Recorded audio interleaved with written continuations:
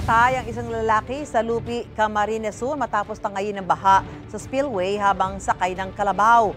Sa Bonggao, Tawi-Tawi naman naapektuhan ang turismo sa isang isla dahil sa masamang panahon.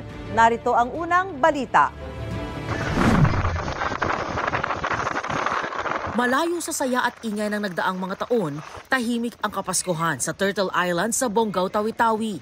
Dahil sa masungit na panahon, walang lumusong sa dagat sa isla.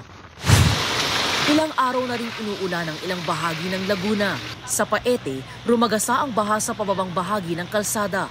Nagpasko ring lubog sa baha ang barangay Bulihan at Batuhan sa Fami.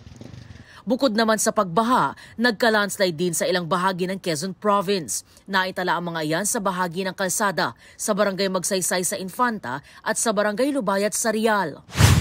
Tuluyan na pong nasira ang aming karsada. Ito po, oh.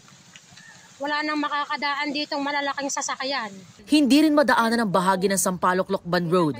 Nabitak ang parte ng kalsada matapos lumambot ang lupa dahil sa pag-ulan.